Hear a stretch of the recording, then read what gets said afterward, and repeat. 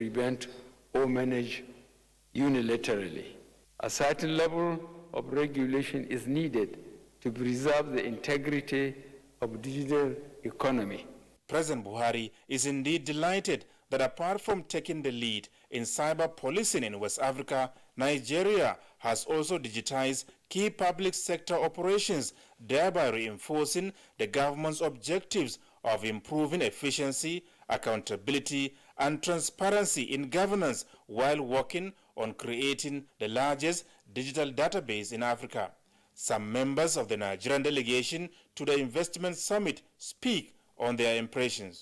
While we appreciate the fact that digitalization is important, we also have to be mindful that it can come with certain risk. He wants the world leaders to put heads together and come up with solutions so that all evils that are being perpetrated through cyber will find a way of being eliminated. And one thing I took away is that as we pursue the digital economy, we must ensure that it is inclusive. Over 20,000 people from 143 countries are participating at the annual meeting with the theme Mapping the Future of Foreign Direct Investment, Enriching World Economies Through Digital Globalization. President Muhammadu Buhari later joined other world leaders on a guided tour of exhibitions to explore investment opportunities as well as engage in sustainable partnerships with investors towards enhancing their countries' economies. From Dubai, Adamu Sambo, NTA News.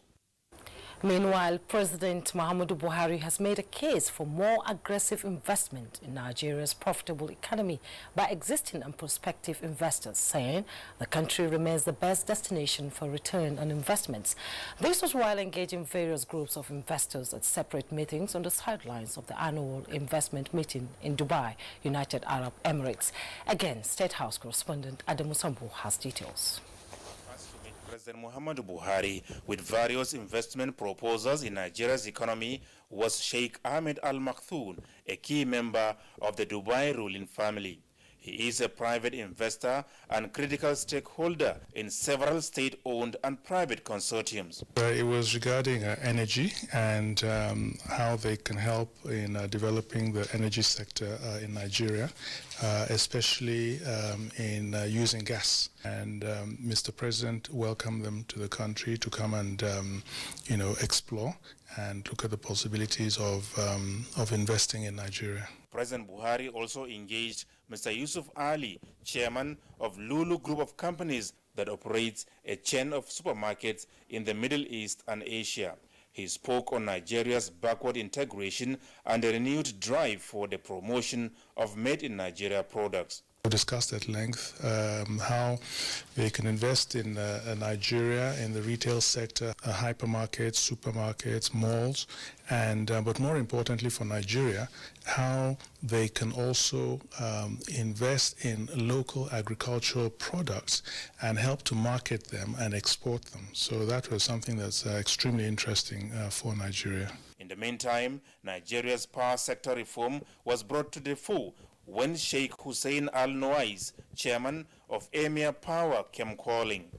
The company develops, owns, and operates thermal renewable energy projects in Africa, the Middle East, and Asia, offering a wide range of solutions to power challenges. One of the most important things to note here is that they all said that Mr. President has given now the investor community a sense of security in Nigeria, stability in Nigeria, and good governance in Nigeria. And for that reason, they're all very interested in coming to invest in Nigeria, which was not always the case in the past. The Nigerian leader also made a case for investment in Nigeria's affordable housing projects as the country seeks to develop homes for less than 5 million naira.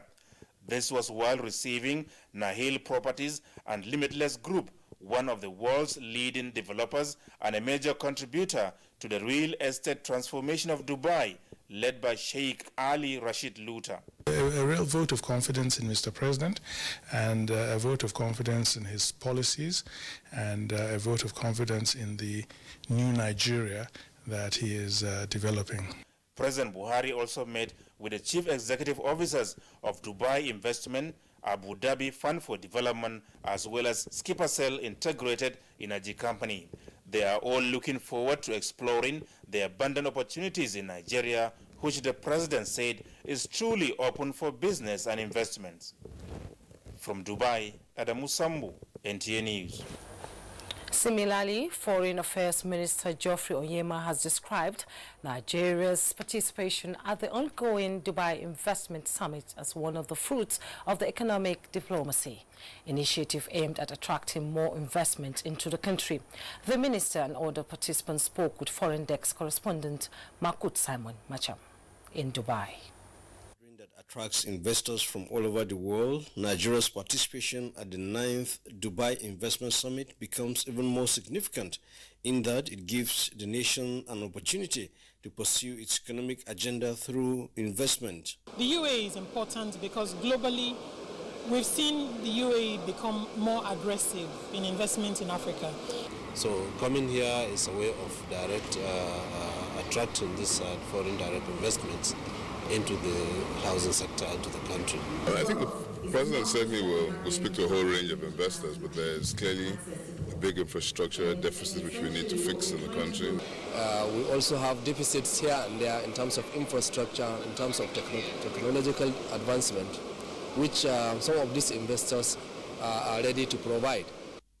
Foreign Affairs Minister Geoffrey Onyema says the event marks another watershed for Nigeria's economic diplomacy initiative that is anchored on the diversification of Nigeria's economy. We in the Ministry of Foreign Affairs, we have an economic diplomacy initiative that is linking all the embassies, all our embassies around the world, and using them as hubs for matching businesses, Nigerian businesses and foreign businesses, promoting foreign direct investment and also export promotion.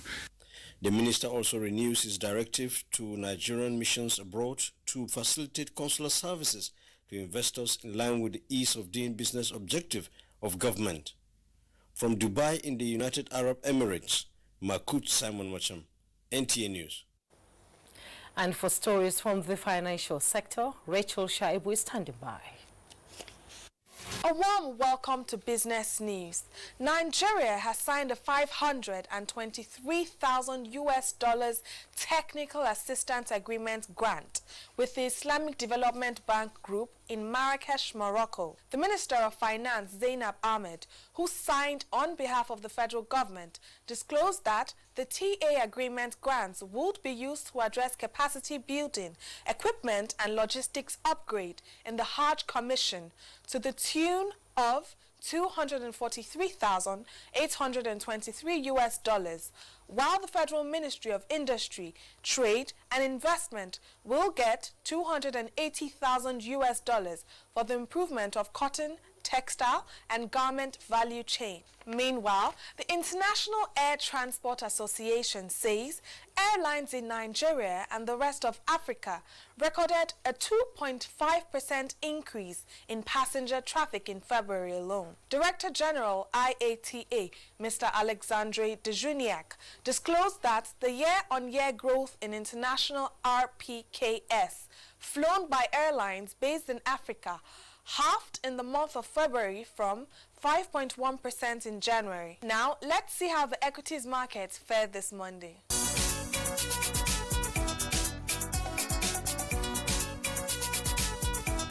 I am Rachel Shaibu. Thank you, Rachel. The Independent National Electoral Commission is to spend 7 million naira for continuous voter registration in 2019. Chairman of the Commission, Professor Mahmoud Yakubu, made the submission during the Commission's 2019 budget defense before the National Assembly Joint Committee on INEC. National Assembly correspondent Ignatius Unko reports. Within 3 months, the Independent National Electoral Commission has appeared before the National Assembly Joint Committee on INEC 5 times. The last was to defend its proposals for the conduct of the just concluded general elections, but this time it was in defense of the Commission's statutory allocation in the 2019 budget of 45.5 billion naira. 700 million was allocated to voter registration in the 2019 proposals, prompting some members of the committee to demand for explanations.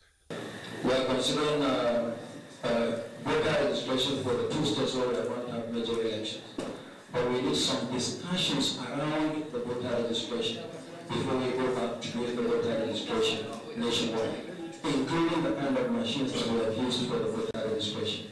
The need for the commission to play down on the use of ad hoc staff for the conduct of elections was addressed by the INEC chairman. The truth is that I don't know any electoral commission in the world that conducts elections on the strength of its own career staff. You simply have to get the other staff.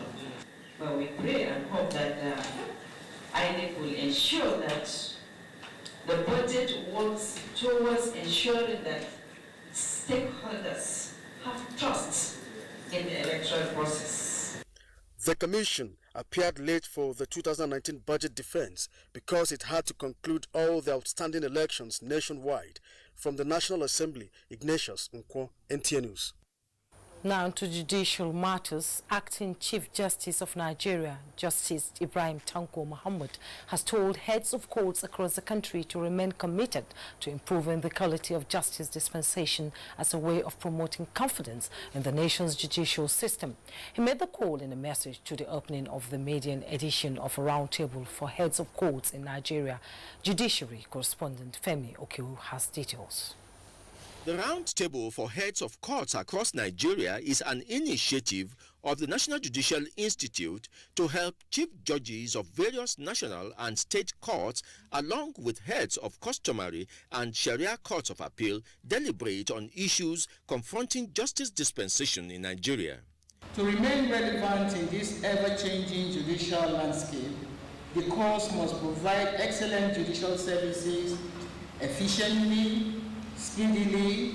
It is in this light that the Acting Chief Justice of Nigeria's message dwelt principally on ethical issues that should help the heads of courts administer justice properly. There should be a tireless commitment to improving the quality of justice delivery in the courts. To this end, we should painstakingly make efforts to improve the process of your courts in ways that promote confidence in the judicial system. One of the trends that the Roundtable may have to confront is the desperation of litigants to secure judgment of courts at all costs, which leads to forum shopping. Some of the heads of courts spoke on this trend. Where there is a pendency of a matter in another court, all right, obviously the one that has been filed before them, which is the same with the previous one, in another court should be thrown out. It's the head of court that assigns matters to courts, and when such happens, then we don't allow it. It's very easy to know when there is a case pending under courts and it's brought to your court, because the issue of jurisdiction will arise. Resolutions from the Roundtable are expected to be circulated to all the courts in Nigeria. In Abuja, Femi Okewu, NTA News. You are still on the news on NTA International. After the break, World Health Day in focus. Do stay.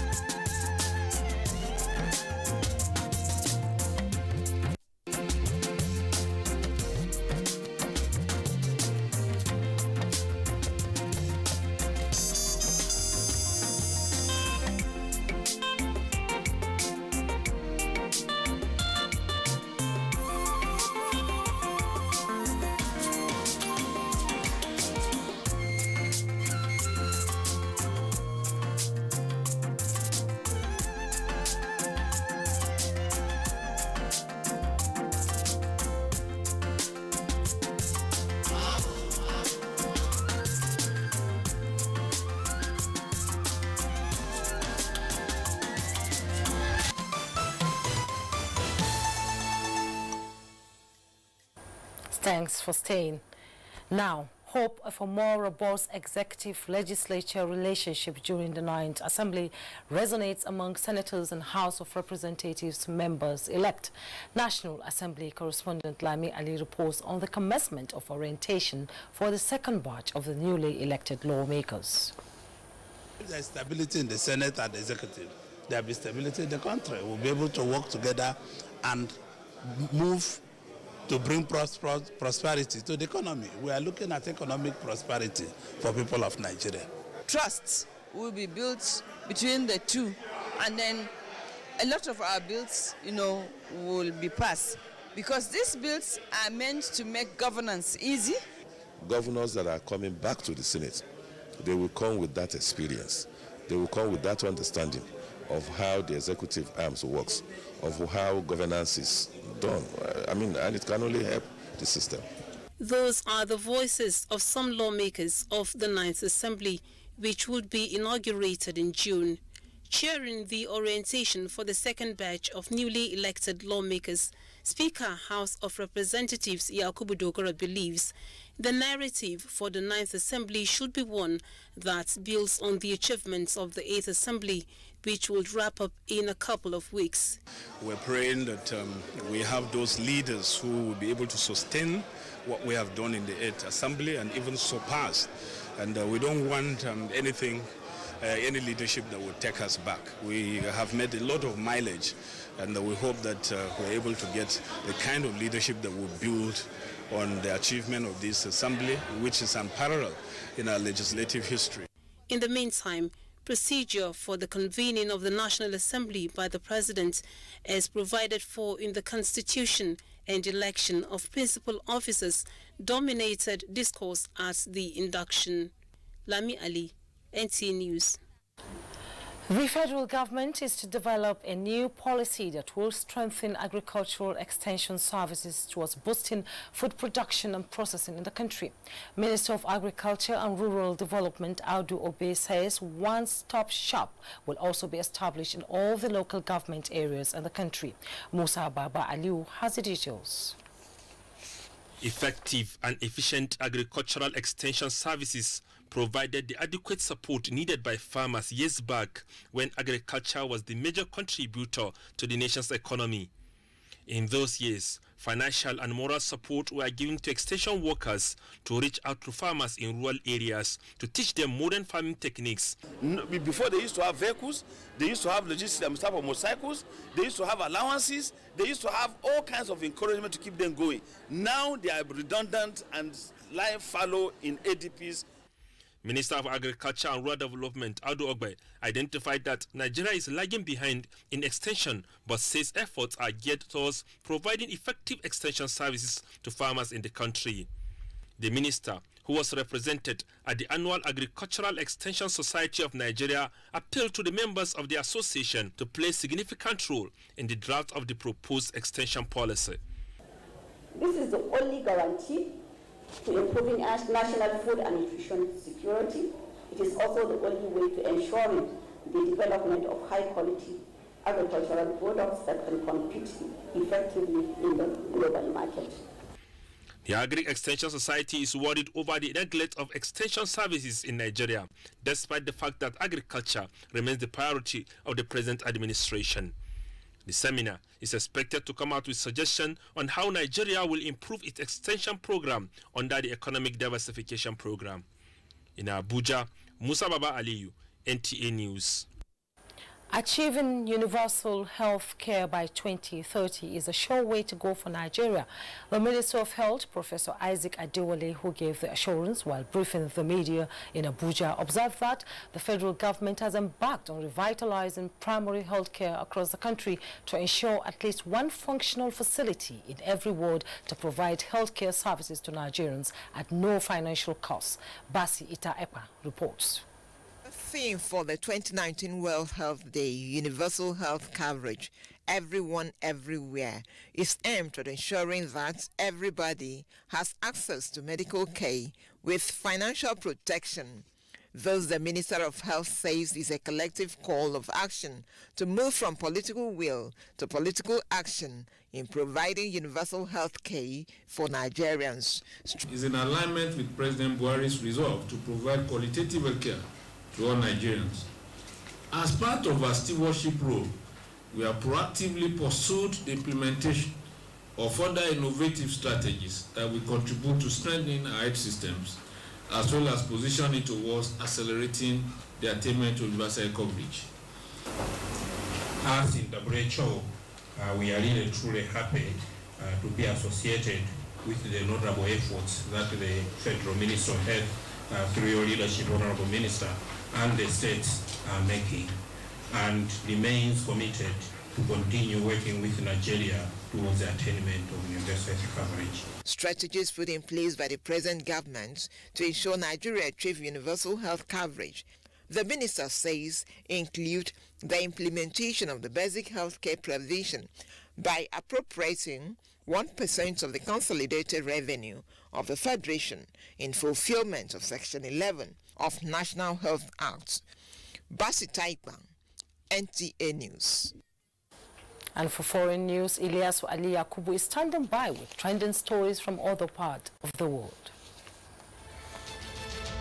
Thanks for joining me on this segment of the news. Elements of Sudan's military have acted to protect protesters in Khartoum after security forces fired tear gas to break up a mass sitting protest. Soldiers tried to chase away pickup trucks fighting tear gas on the second night of a sitting protest calling for President Omar al-Bashir to resign. Protesters sought shelter in a Navy facility, a witness said, as tension among the armed forces was laid bare. Mr. Bashir has so far refused demands to make way for a transitional government. At least 2,800 people have fled from the fighting near Libya's capital, Tripoli, according to the United Nations. Reports indicate that other civilians are trapped by the clashes and are cut off from vital emergency services. Forces under General Khalifa Haftar began an attack on the city last Thursday with the aim of wresting it from Libya's UN-backed government. Meanwhile, the U.S. Secretary of Homeland Security, Kirstjen Nielsen, who enforced some of the President Donald Trump's controversial border policy, has resigned. Mr. Trump said Customs and Border Protection Commissioner Kevin McAleener will replace her temporarily. Ms. Nielsen was responsible for the proposed border wall with Mexico and the suppression of migrant families. Well, that's it on this segment. The news continues. My name is Ilyasu Ali Yakubu. Thank you, Ilyasu. Next is Sports Update. Included all-comers athletics meet in Ijebu Day, which is designed to help athletes gauge their level of preparedness ahead of the